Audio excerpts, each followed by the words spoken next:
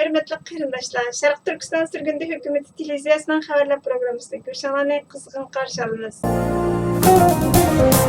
Marrakesh sudi İdris Hasanni Xitoyga qaytarishni qaror qilgan xabar tarqalgandan keyingi qisqa vaqt ichida Sharq Turkiston Surgundi hukumatining bosh ministri Salih Xudoyer apandi İdris Hasanning qo'yib berilishini talab qilish to'g'risida qarindoshlarni jiddiy namoyish qilishga chaqiriq qildi.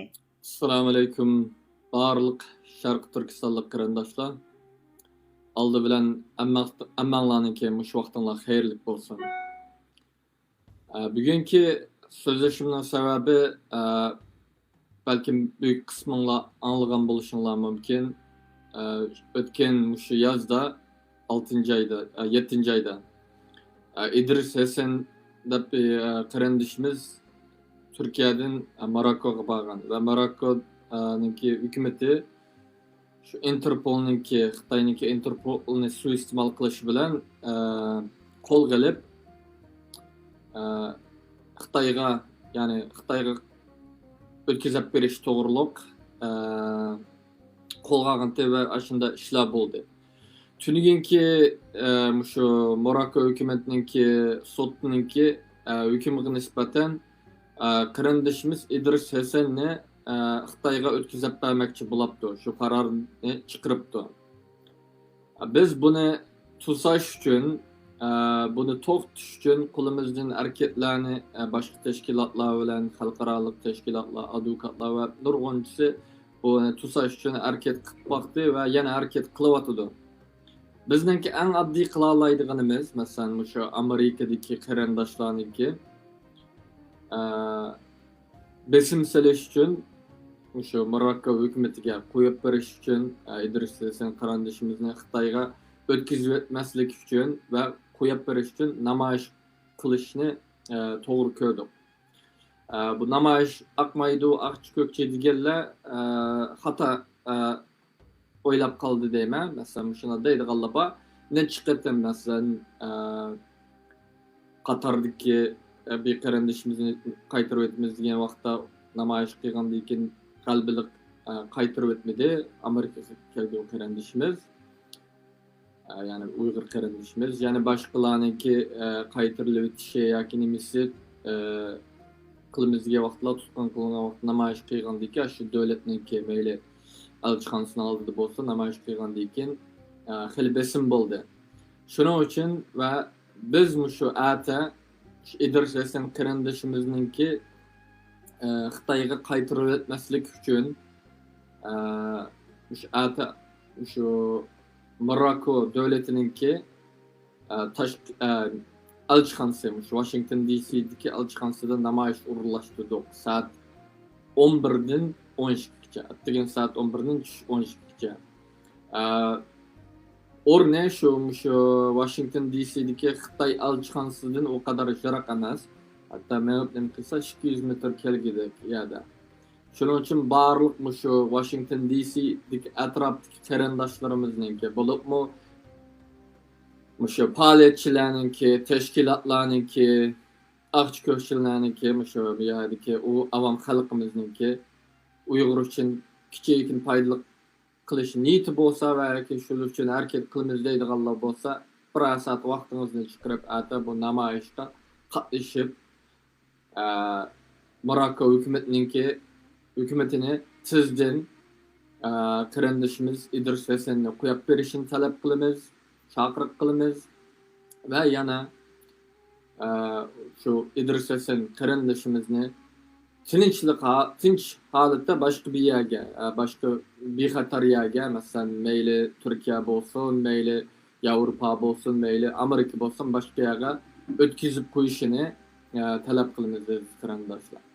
Biz o'zimizningki chet eldagi bir qarindishimizni qutqizolmasak aziz qarindoshlar, o'zininki necha million kamplardagi, turmalardagi vatandagi ishg'ol ostidagi vatanimizdagi Xitoyning turmalarida, kamplarida yetayotgan necha million qarindoshlarimizni qutqizolmaymiz agar o'zimizningki chet elda bir qarindishimizga ega chiqolmasak aziz qarindoshlar. Shuning uchun ata soat 11dan 12gacha, atgan 11dan 12gacha Marokko elchixonasining oldida namoyish uğurlaştırdık şu yerda İdris Hasan qarindishimizni qutqizish uchun, qo'yib berish uchun chaqiriq qilishinglarni biz bilan birlikda namoyish qilishinglarni chaqiriq qildik. Bo'libmi o'sha yerda kishilik huquqlarni nima qilamiz deydigan tashkilotlarni yoki shaxslarni biz siyosatga aralashmaydik anda-manda degan bo'lsa, bu siyoset emas. Agar bir Uyg'urni qutqizish niyatingiz bo'lsa, Uyg'ur uchun yordam qilamiz desangiz, mana eng oddiy ishni qilaylik o'z qarindoshlar. Buni darhol vaqtida qilmasak, vaqt o'tib ketsa, kech qolamiz va qarindishimiz Idris Hasanni Xitoyga o'tkazib beradi. O'tkazib berish qarorini chiqarib bo'libdi tugaga. Shuning uchun biz darhol harakat qilishimiz kerak. Agar iloji bor, dunyoning boshqa qarindoshlarimo o'zininki shu turishlik davlatninki Maroko elchixonasi bo'lsa, shu yerdami o'xshash namoyish qilib Maroko hukumatini Idris Hasan qarindishimizni qo'yib berishini talab qilsanglar, texmi unumli bo'ladi qarindoshlar.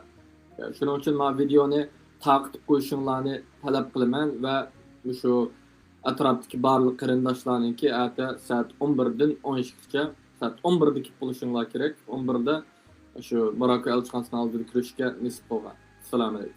Sharq Turkiston Milliy Uyg'unish Tashkiloti Marokash hukumatidan İdris Hasanni darhol qo'yishni talab qilib, 17 dekabr juma kuni Washington vaqti soat 11 dan 12 gacha Washingtondagi Marokash elchixonasining oldida namoyish olib berishni o'rinlashtirdi.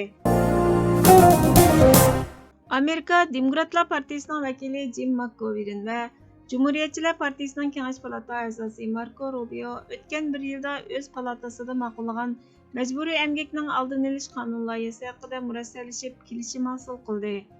Payshanba kuni Uyg'ur majburiy emgakining oldini olish qonun loyihasi Amerika Kengash palatasida ma'qullanib, Amerika prezidentining tasdiqlashiga sunildi. Qonun ma'qullangandan keyin shirkatlar Sharq Turkistonda ishlangan mahsulotlarning majburiy emgak yo'li bilan ishlab chiqarilmaganligiga aloqador qoyil qilarliq dalil isbotlar bilan ta'minlayolmasa, Amerika chegarasidan kirgizilmaydi. Xitoy chorshanba kuni Avom palatasining bu qonun loyihasini ma'qullaganligini ayblab, Amerikani atalmish Shinjongni bahona qilib, ichki ishlarimizga aralashdi deb haddidan oshdi. Kishilik huquq tashkilotlari Amerikani olqishlab, buni Amerikaning har qaysi davlatlarga Xitoyga qarshi turish uchun bergan signali. Har qaysi davlatlarning Xitoyni Sharq Turkistondagi vahshiyliklar uchun jazolashdagi boshlanish. Boshqa davlatlar ham shuningga o'xshash qonun loyihasini ma'qullaydi. Amerikaga ergashadi dedi. Marco Rubio va Demokratlar partiyasining Kengash palata a'zosi Jeff Merkeli birlikda o'tirg'a qo'ygan bu qonun loyihasi Uyg'urlarning kishilik huquq masalasiga oid qonun loyihasining dunyoda tunji qatim ma'qullanishi hisoblandi. Marco Rubio Amerikaning Xitoyga bek tayindiganligini, kiyim-kechak, quyosh energiyasi qatorliq nurg'un sohalardagi qo'l emgakiga ko'z yumib kelganligini, hamda Amerikaning Xitoyga bo'lgan iqtisodiy xumorini oxirlashtiradigan paytidan kelganligini aytdi. Sharq Turkiston surgundi hukumatining bosh ministri Salih Xudoyor Efendi, biz prezident Joe Bidenni eng qisqa vaqt ichida qonun loyihasini tasdiqlashga, Xitoyning Sharq Turkistonni ishg'ol qilishidan iborat masalaning yiltizini hal qilishiga, Xitoyning Sharq Turkistondagi Uyg'ur va boshqa turkiy millatlarga qarata yurgizayotgan irqiy qirg'inchilikni tugatish uchun texmo jiddiy va kuchli harakat qo'llanishga chaqiriq qilamiz dedi. Demokratlar partiyasining Kengash palata a'zosi Ron Wyden chorshanba kuni majburiy emgakning oldini olish qonun loyihasiga 1 yillik uzartishni maqsad qilgan 1 yanvarda vaqt tutishdigan bolalar boj kreditini qo'shib qo'yishni talab qilish orqali majburiy emgakning oldini olish qonun loyihasining tasdiqlanishiga to'sqinlik qilmoqchi bo'ldi. Wyden bolalar boj kreditini uzartish bilan majburiy emgakning oldini olish qonun loyihasining bir-birini chetga qoqmaydiganligini aytdi. Marco Rubio buningga qarshi turib, bolalar boj kreditining uzartilishining majlisda muzokara talab qildiganligini, eng oz degandimi 50 nafar kishining buningga qarshi turdiganligini, tasdiqlanish uchun yetarlik ovozga erisholmaydiganligini, natijada Uyg'ur majburiy emgak qonun loyihasining tasdiqlanib, rasmiy qonunga aylanishiga to'salg'i bo'lganligini aytdi. Naikning bir qancha yuqori darajalik amaldorlari Oregon shtatining Demokratik Kengash palata a'zosi Ron Wydenning 9-oydagi qayta saylov faoliyatiga $60,000 dan ortiq pul xarjlagan. New York vaqt gazetining ilgirki xabariga qaraganda, Bidenga pul i'ona qiluvchi Nike bu qonun loyihasiga qarshi lobbichilik qilayotgan bir qancha shirkatning biri ekan. İki partiya parlament icroiya komiteti 2020 yılı 3. aydaki dokladida Oregon ştatiga joylashgan tanarkit kiyim-kechak magnatining ta'minlash zanjirida Sharq Turkistonda majburiy emgak orqali ishlab chiqarilgan mahsulotlarning borligi gumon qilingan shirkatlarning biri ekanligini yakunlagan. Federatsiya saylam safarbarlik sonliq ma'lumotlariga qaraganda 15 sentyabrdan 30 sentyabrgacha bo'lgan aralıqda bosh ijroiya amaldori Jon Donahu va mudiriyat raisi Mark Parkerni o'z ichiga olgan Nike'ning yuqori darajalik amaldorlarining har biri Bidenga $6,000 i'ona qilgan. Nike'ning tarmoq shirkati Converse'ning bosh ijroiya amaldori Scott Ozel $2,900 i'ona qilgan. Boshqaruvchilar 2 hafta ichida Bidenning faoliyatiga taxminan $60,900 bergan. Biden 2022 yılı 11 ayda qaytadan saylamga qatnashadi ekan. 2015 yılı 12 ayda Bidenning saylam raqobati jarayonida ayni vaqtdagi shirkatning bosh ijroiya amaldori Parker va Nike'ning boshqa 11 boshqaruvchisi jami $39,000 i'ona qilgan ekan. Sharq Turkiston surgundi hukumati buningga darhol inkos qaytarib, biz Ron Bidenni Xitoyning Sharq Turkistondagi Uyg'ur va boshqa turkiy millatlarga qarata yurgizayotgan irqiy qirg'inchilikni to'xtatishga yordamchi bo'ladigan bu qonun loyihasining tasdiqlanishiga to'salg'i bo'lmaslikka chaqiriq qilamiz.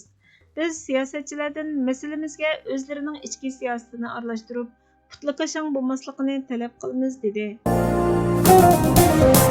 Mustaqillik biz bugun va'da qilgan vazifaning ruhiy mohiyatidir. Bu vazifa tarix va xalqqa va'da qilindi. Biz bu vazifani o'rindashga va'da qilganda iqtidorimizni joriy qildirish masalasi haqida ko'p o'ylandik. Natijada bizdagi qanoat va iymonning bizni muvaffaqiyat qozondiradiganligiga ishondik. Biz ishni mushundoq boshlagan insonlar. Biz izzat hurmat va shon-sharaf bilan yashashni xohlaydigan millat. Mustaqillik albatta siyosiy, pul muomala, iqtisod, adliya, harbiy va har jihatdan to'liq mustaqillikni ko'rsatadi. Men sanab o'tgan bularning birasida mustaqillikdan mahrum qilish, davlat va millatning to'liq mustaqilligidan mahrum qilishni ko'rsatadi, deydi Mustafa Kemal Atatürk. Hurmatli ko'ruvchilar, xabarlarimizni ko'rganlar uchun ko'p rahmat. Kelar qitimli programmamiz ko'rishguncha Allohga omonat bo'linglar.